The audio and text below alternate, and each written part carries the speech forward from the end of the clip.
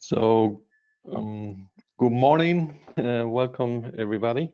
Today we are going to have a talk to you about smart data models and the important role that smart data models play in creating a standard access to digital twin data using FIWARE. Remember that the webinar is being recorded. We will upload its content on YouTube later on our channel on YouTube. And you can formulate questions on the chat, and we will devote some time at the end of the webinar to answer some of these questions. The webinar today has as invited speaker Alberto Abella, who is data modeling expert at the FIWARE Foundation, and myself, Juanjo Hierro, Chief Technology Officer of the FIWARE Foundation. Learning goals for the webinar today is understanding how context digital twin concepts are supported in FIWARE, and how FIWARE provides the basis for architecting solutions around the concept of context digital twin. Secondly, understanding the Smart Data Models initiative and how it will help you on your projects. And third, last but not least, data models and how to contribute to them and participate in this community initiative.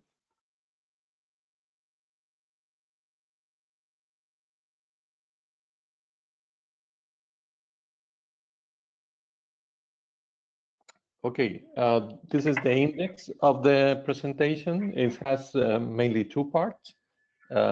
First, focus on context digital twin data management in FIWARE, and second, elaborating on the Smart Data Models initiative. Let's start with the first part. And FIWARE, as you know, gravitates around the context digital twin data, and providing this as the core of any architecture of powered by FIWARE solution. What do we mean by digital twin? And this so important concept in FIWARE, we mean by digital twin a digital representation of an asset, a real world object, and not only physical objects, also individuals. Concepts like claims, tickets in CRM are examples of what you want to digitize. All of them characterized by attributes, part of which are properties, others are relationships, and therefore bringing support to linked data concepts. And these attributes have, of course, values that capture that reality, this state of the real world, and these values of attributes may change over time. Some of the attributes might be very dynamic, like it could be the speed of a bus in a city. Some of them might be still dynamic, but not changing so frequently, like it could be the driver of a car. And some of them quite static, as it could be the license plate of a vehicle. Many of these digital twin entities will have a location, and therefore one of the properties will allow you to georeference those digital twins in a map. And context, which is what you try to model and capture as a basis for processing and analysis in your application, is what is made as the collection of the state of all relevant digital twins. Digital twin, as it has been defined, correspond, if you are familiar and particularly interested in the manufacturing sector, is what maps the concept of asset administrative cell in RAMI 4.0. So two concepts are brought by FIWARE and with regards to digital twin, and they are the ones that enable to support fully interoperable solutions and portable solutions. On the first place, a standard API for getting access to digital twin data, and second, a set of the standard data models associated to digital twin classes, and that will be the focus of the session today. Context being modeled as digital twins is a concept that is common to any domain, application domain we may consider. It could work for cities where entities might be SOP, buses, citizens, or a ticket claim issued by a citizen. But similarly, we may have other kind of entities in other domains like agri-food, like manufacturing, like energy. And one of the important things is that part of these entities, these entity types might be common to different domains. Like for instance, we may be speaking about weather measurements or weather forecast and weather forecast data, and this is common to many domains because it might be of interest to cities because it affects the traffic or certain predictions. It is also, of course, relevant to agri-food and might be also relevant to the energy sector. So that is something we have to bear in mind when defining the smart data models, as we will see later. This notion of digital twin representation is something around which we architect not only vertical smart solutions, but also how we face integration of systems within large organizations following a system of systems approach, or how we also bring support to an effective data sharing and trading among different organizations. Like it could be a city, it could be smart buildings within that city, the smart grid operator, and so on. We will have a dedicated session on seasonal systems, so you can take a look at that dedicated webinar to learn more, or for instance, also access to the webinar we created for describing the architecture of the smart solutions to also get more insights on how smart solutions can be architected around this vision of digital twin representation supported in FIWARE. Standard API, as I said before, is one of the cornerstone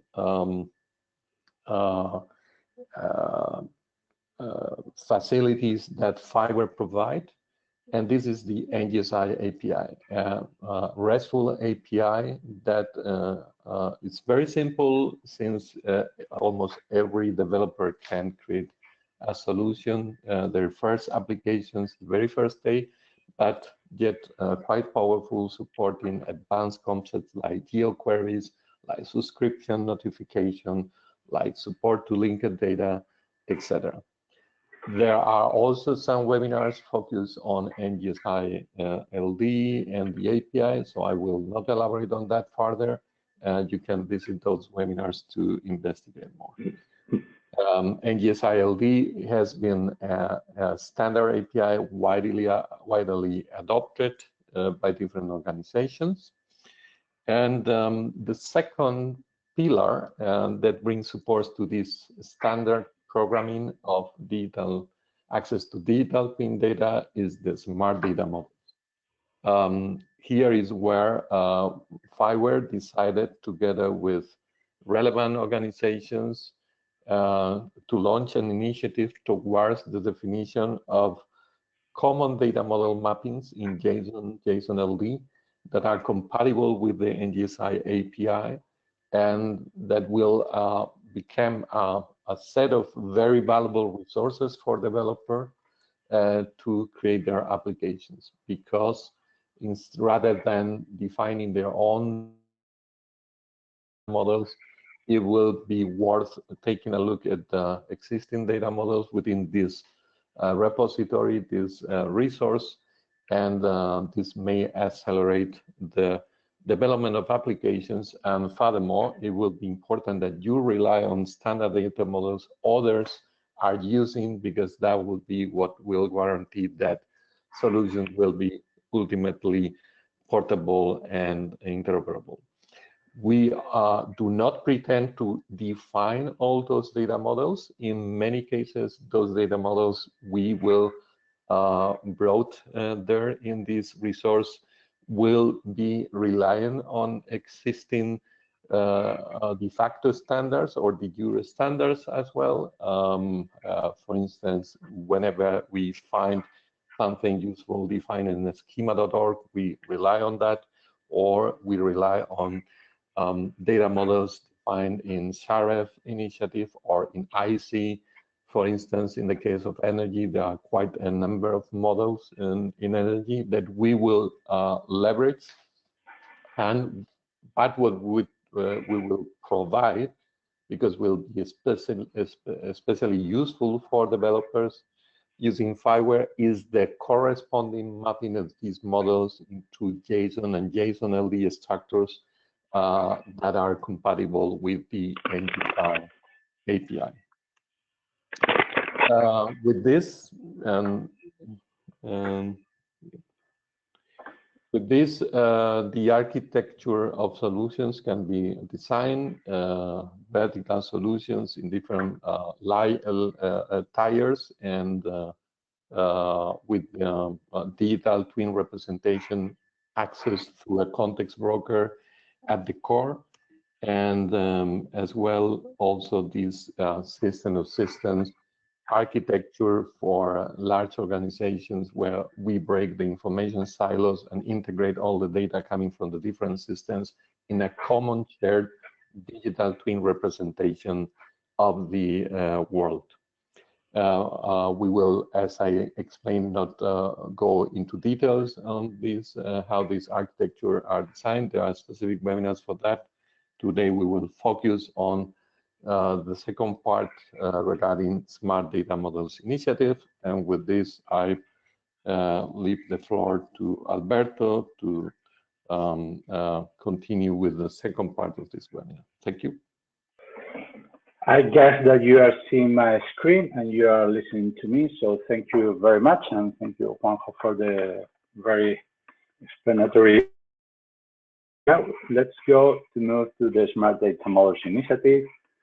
And yes, the Smart Data Models Initiative is something which is tackling some of the potential needs that you have regarding the use of digital twins and system-of-system approach. Is that what will happen to you when you are using data models or your project ends? It will be just dropped, or you have in a project or in an application and you have to update it. Could you afford to redefine your data models, or if you have to make your data models interoperable with other new initiatives, with other domains of the industry, as the weather that it was explained by Juanjo a bit some slides ago, and if you need to update to new regulations or to standards. So the point is that you can do it for yourself, definitely, but you are not always capable of doing or have the resources for doing so. And of course, it will be much more efficient if you can do it together with some other entities with you share some of these needs.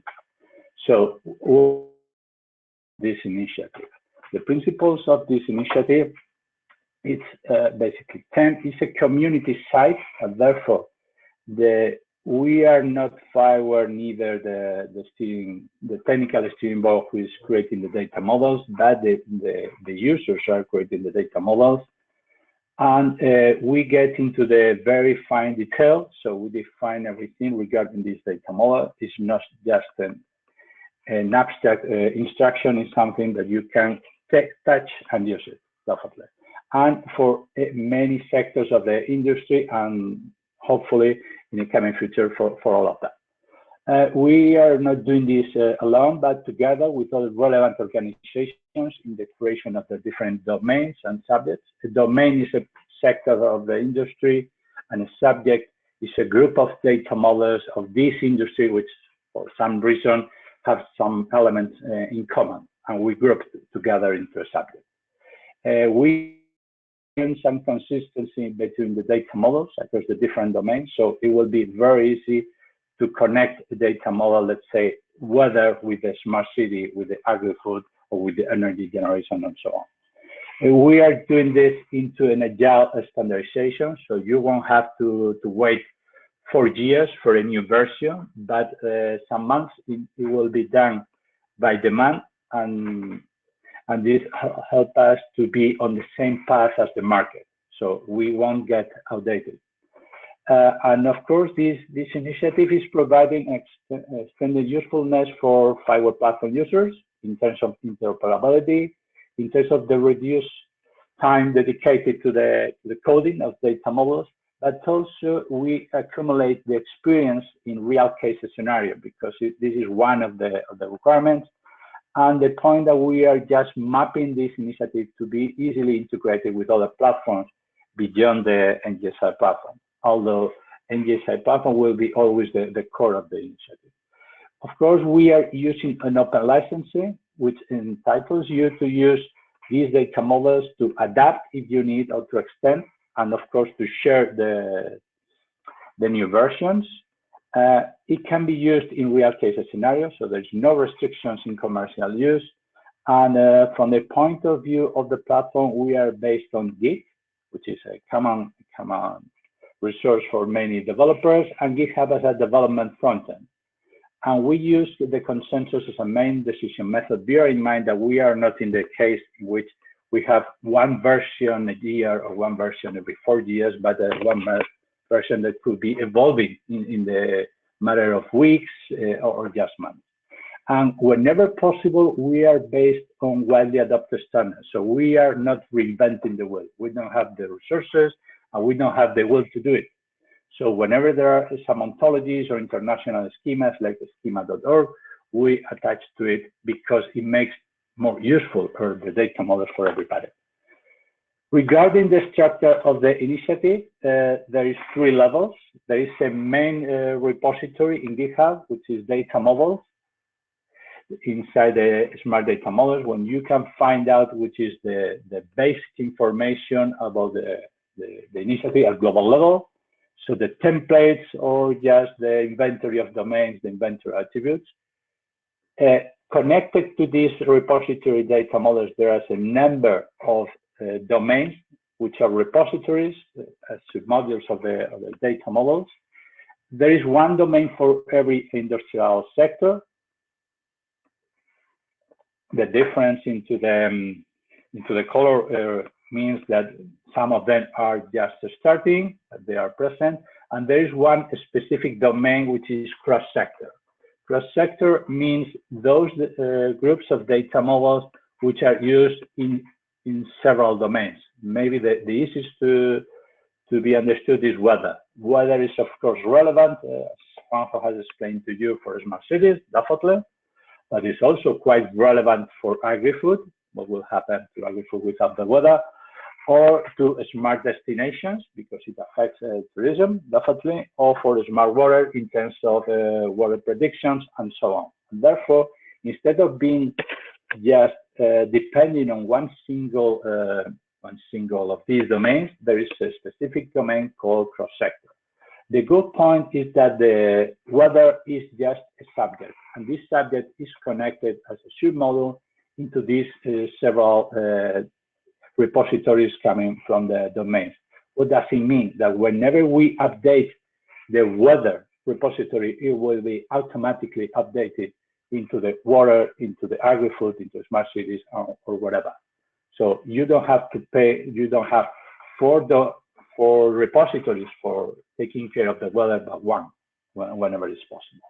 And in this repository, you have a collection of data models with some documentation that I'm not going to get into the details, but you can browse through the repository. This is the main structure. And this structure, as you can see, we are going to browse a bit through GitHub, okay, just to see it in real time. And we have also just a web page, which is, let's say, a front end, more oriented to end users and about the news and the updates, okay, on some basic tools for using the data. Now I'm going to click here, and you will start seeing the GitHub. This is the real GitHub repository. You can see here the umbrella repository, which is data models. And in this data model repository, you have several directories. The governance has the document for the governance and the initiative, the templates, you can guess what is inside. And in the specs, possibly the most relevant, there are the 9 repositories for the different domains, but there are 2 additional ones, which is one is for all subjects, in which we have compiled in a daily basis what are the official list of data models, of data terms, of repositories, and so on. Okay, and we have another repository called pending, that is kind of the FIWARE, which is an open area for people who is willing to create a data model, has not ended, but is willing to collaborate with others, who is just working here before submitting as a pull request the new data model. So here you can find out anything, okay, and people is in the different levels of maturity, and when they have finished, they can do the pull request into the other data models, into the right subject or into the right domain, okay? So we have seen this. Let's go now for the front end, which is here. I'm clicking, and now we are seeing again. This is the front end. The front end has very different sections. First of all, is the contribution agreement. Here, I'm going to open in a new tab. The contribution agreement is the contract that you have to sign in order to make your contributions open. In order to be allowed to use an open license, you have to release your contributions with an open license, and this form is for that. And asking for exclusive right on your contributions. Of course, you are allowing us to create an open version of your contributions, but you can keep it and you can release with other licenses whenever it's possible. So you are not losing your intellectual property, but sharing with others. Okay, you have here some contact zone. There is also a learning zone for those who are starting with the coding of data models. You have some valuable resources in order to understand which are the basics, or some tools. We'll see some of them during the example for validation of a payload, for validation of the data model, and so on. Okay, what else do we have here?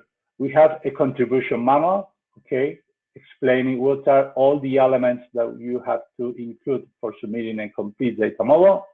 Okay, you can browse. Okay, I'm not going to get into the details, but you have here available. And additionally, you have in the main menu, you have several links that is worth to review. First of all is the governance.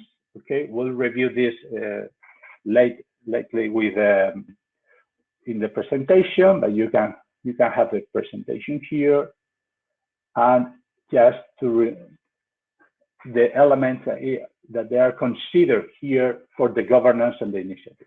The consensus procedure, the licensing, the structure, the glossary of terms, and so on. Okay, you can browse here. You can also have a form for submitting a data model. Bear in mind that there will be people who is very expert some of their fields. They are not that expert on managing Git or GitHub, and they are not, but they are capable of creating a data model. So you have here a form in which you can submit the different documents which are part of a data model. Okay, a data model is composed not only for a JSON schema, but also with some examples and some specification regarding the data model for making it very easy for others to use it. Okay, and regarding the data models, okay, we have here just one of the most useful tools, which is the database of terms and enumeration. We'll review it during the example, which is the next part of the slide. And you have also very interesting part, which is the subscription.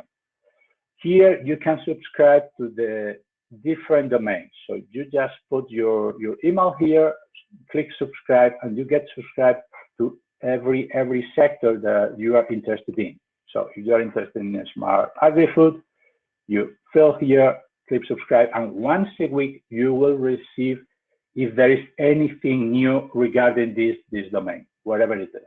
Okay, once a week, unless there is a very important change. Okay, and here you have the news. Okay, the recent update happening into the data models. Okay, some administrative when there is a new data model, or whenever there is this new data for battery or new data models on water, or some updates, or so on. Whatever is remarkable, you can find it here.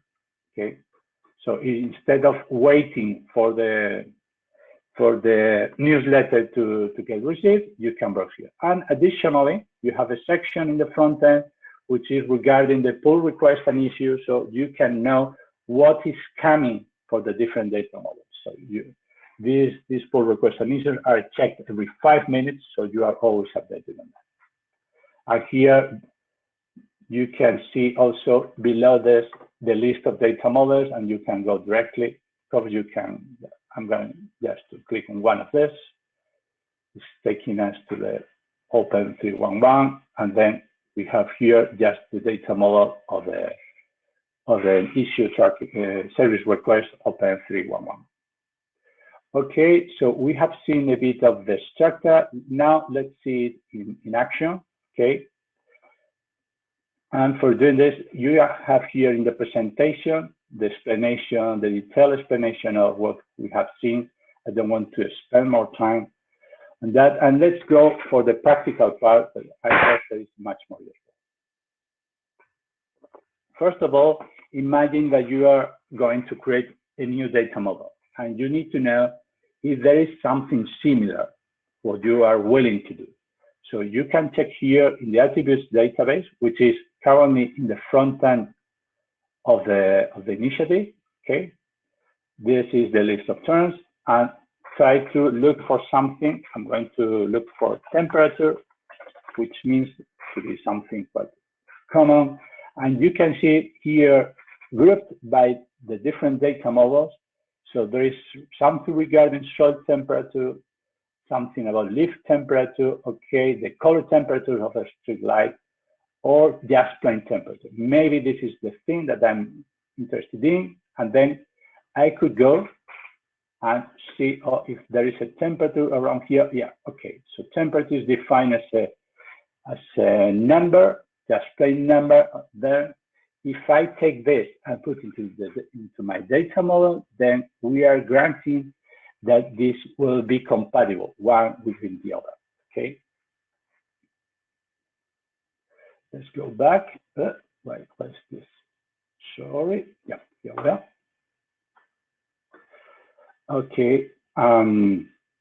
You can explore the different data models, or you can see directly in a more friendly way into the specification. We click here. There's another window. In here, we were seeing the temperature in the waste container. So if we look to the waste container specification, you can browse it, okay, and see the explanation of the different fields, what are the meaning, and so on. And the good point is that this kind of codification allows us to deploy and to reuse some elements which are common to many different data models, like address. These fields are coming from the schema.org, and they are the same for every data model whenever it's possible. Okay, and the people contributing to the data model do not have to explain what is the address, but just linking to the address into the version of the schema.org, and everything is filled automatically. So what we are just focusing is to reduce the burden of useless work, administrative work, which is not contributing to the usefulness of the data model. Okay. And in the coming future, it's not now available. If you try it out, it's not going to do anything. But in the coming future, we will test directly from the specification. This is something which is on the roadmap. We'll see by the end of the presentation. Okay, this is the first sample. Let's go now for the second. Imagine that we have to integrate one of these data models with another system. Okay, first of all, we are taking some quite common example, which is DTFS. DTFS is a global standard for coding traffic and trips and movements. Okay, we can see an example. Yes, I'm just clicking, and here what we can see is just an example of a payload, which is maybe I've clicked the wrong one. Okay, here we are. Oh, okay, yes. Okay, what's the goal? The goal is to look here. Okay, if we look for a trip, here we have the link. Of course, we could do it directly through the GitHub repository, but here maybe it's more friendly. And here you have the definition. For those who are familiar with JSON schema, it's quite nice, but maybe you prefer to see an example. You go here and go to the examples. In every data model, there is an example folder in which you can browse some examples. Okay, we can go to this example and to see it. Okay, this is a JSON payload, which is useful. Oh, here we are. Okay, so we have an example. But imagine that we need to integrate this. Okay, if we need to integrate this, okay, we could create this element into a version of our context broker. So I'm going to do it just directly. Okay, here we are.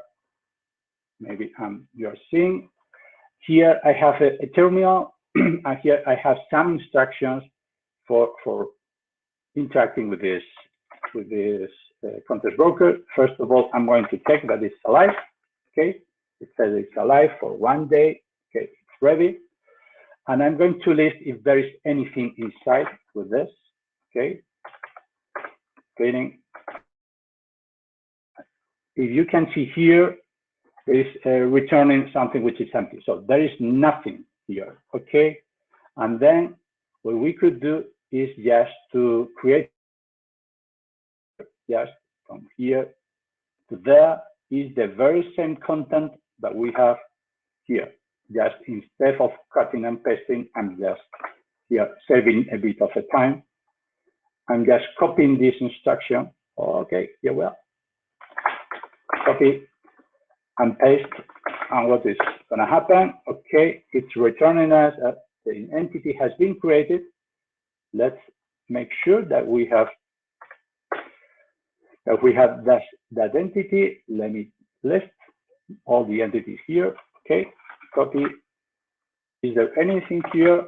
Context? Yeah, and he's returning as okay the same content that we have in the example. So in just these 2 minutes, we have created just an example for start working with it.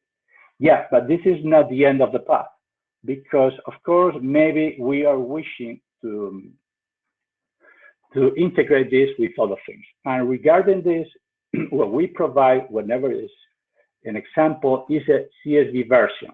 CSV version, which you can browse like this, okay? It's a friendly version or just in the raw format. So this is the CSV version of the same payload that you have there. And this is automatically generated whenever somebody contributes with a data model. Therefore, if you need to integrate NGSI platform with anything outside this wall, we are providing some facilities for this integration. So if we take this, of course, you have the CSV, which is nice. Okay, I'm copying this, and we could convert this into SQL just for creating, for any reason. We need to create a database. I'm just opening, there's plenty of the resources here, okay? And we have created the instruction for creating such database. Okay, here we are. It's not quite complicated. And even I could copy this and to create just a plain database. Here, I'm opening this. Okay, here we are. This is a PHP MyAdmin browser, which is a tool for managing a SQL database. Okay, I've installed yesterday. Well, yeah, this is. Oh, sorry, I didn't click the database. So here we are now. Clicking.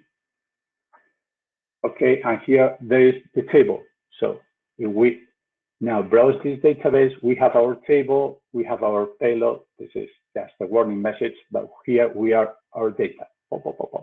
So in just this very moment, we have gone from our data model to having SQL, a CSV, a context broker running with this data model. So with this, what we are providing is some facilities for making very easy to somebody to use these data models to take all the advantages of the NGSI platform and to integrate with anything that you are wishing to integrate with. Okay. So, and there will be much more examples of doing this, and we keep on the work of making very easy for the user to use these data models and to provide additional utility for any of them. Regarding the license of the data models, so what are you entitled to do with them? We recommend that the licensing will be Creative Commons 4.0, but there are some other data models which are Apache 2.0.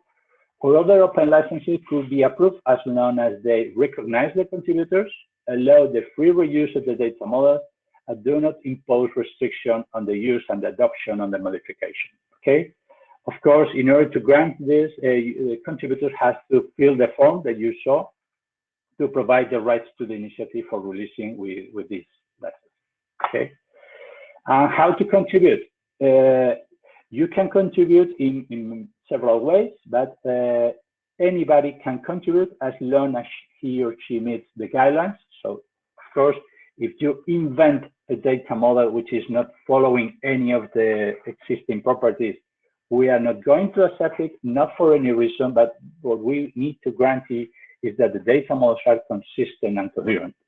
So, and we check that before accepting. Okay, you can participate as an individual or representing your organization. There's not a restriction on that. The contributors are explicitly recognized, and they have some rights of voting when there is an important decision regarding the version of a data model. Okay.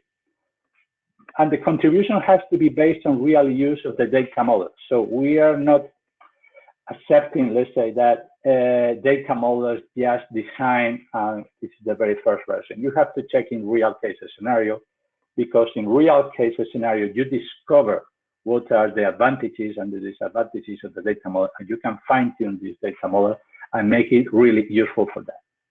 In order to grant that, we also pay some attention that these data models are the more general the possible. Why is that? Because sometimes you can restrict or you can impose that some of the properties in the data model can be mandatory.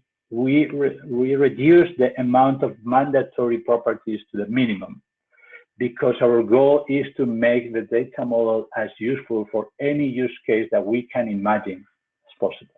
Okay. There are several ways of contributing. You can do just a pull request into the different repositories in GitHub, or you can submit an issue, or you can use the form that you saw previously into the front end. Okay. Of course, there are links to the guidelines for contribution. And in this contribution manual, you have the documents needed for a complete data model. So, and we are struggling to reduce the amount of work that you need to do. So we are looking like generating automatically the examples or generated multi-language. We're going to explain in the coming slides. Regarding the governance, there is a technical steering board, which is the governing body, which is based on some organizations. FIWARE Foundation is there, and we're expecting to increase the people around there. There are domains and subjects which are coordinated independently. So the more experts in any field can manage their evolution as long as they commit to be consistent and coherent between the different data models. Okay.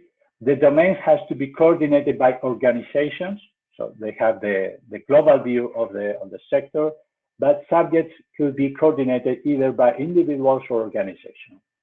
And the technical steering board is the entity looking for the consistency and the participation, and the technical steering board members are elected each year or when necessary. Okay?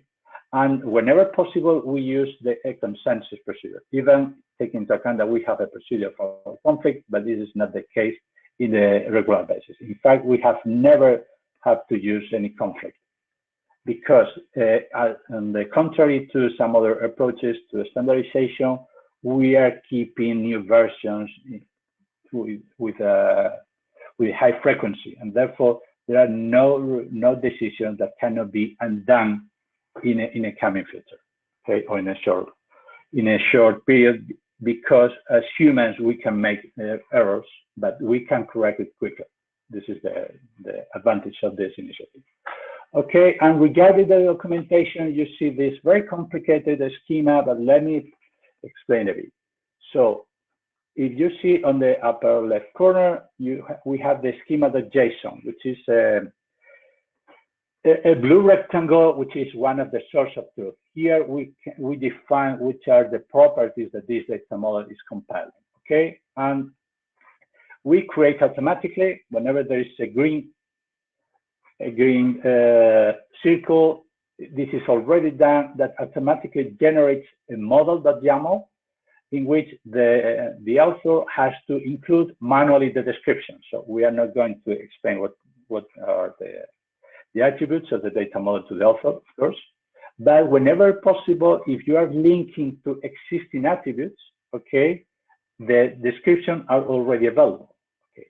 Based on that, we basically semi-automatically we generate the file which is the swagger.yaml. So the contributors do not have to pay attention to this, which creates this specification that we saw before, in which you can browse it, you have some drill down into the data models and so on. Currently, we are testing for the creation of the automatic examples based on these data models. Currently, it's not in place, but it will be soon. Okay, these examples are generated, and in the future, it will be generated automatically. And if you wish, if you are the contributor, you can edit after the automatic generation. What is already in place is that we generate the CSV examples based on these examples in JSON or JSON-LD automatically. So you don't have to do anything as a contributor, and of course, you don't have to do anything as a user. Based on this YAML, we are going to create just a specification automatically. And this specification initially will be done in English, and in a coming future will translate into very different languages. We have put these 6 here, not because they are the ones that we are going to choose, because our will is to have the more the better. Okay, and based on this YAML, we are going to extend the context JSON that we can use for the JSON-LD payloads. It is true that we are considering splitting this context because it starts to be a bit expensive into sub-modules, into sub-contexts, only useful for one of the domains. We are on the process for making that decision, but it's quite likely that in the coming future we'll have one general one, but also some specific ones for domain or for subject, for making easier and less costly for the people to use it.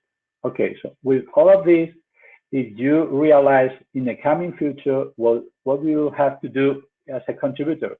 Just to create the schema.json and just to provide the additional description, which are not in any other data model. The rest of the work will be done automatically and checking for the consistency, creating the examples, creating the documentation, and so on. Because our goal is to have a huge bunch of data models and the less work for you in terms of contribution, and of course, the less work for you in terms of use of the data models. Here we have some explanation, which is for you. And just the last point of the presentation, which is the roadmap. What is going to happen in the coming weeks, months? Okay, first of all, we are in a dramatic increase of the number of the data models. We have initiatives for adopting existing data models or 16 regulation or ontologies regarding smart cities, agri-food with ISO XML, into the manufacturing sector, ISC standards that Juanjo told to you, in FIWARE for water domain, of course in robotics, and the 178503 regulation for standard destinations and some others. And we are going to translate these regulations into actual data models that you can use and you can modify. Of course, it's an open initiative, so we are focusing also in the engagement of additional relevant organizations and bodies, especially for the technical steering committee. Okay, we keep on working on the automation tools for reducing the burden of workload users. And regarding the users, we are expecting to run a survey to the users in order to understand what is valuable for them and pay more efforts or more attention to these elements. And last but not least, we have to grow the community, which is relying on the decentralized governance, so that every domain, every subject will be managed by people who are experts on that field, on that subject, on whatever. Okay, so thank you very much for listening to us, and you can have here the contact.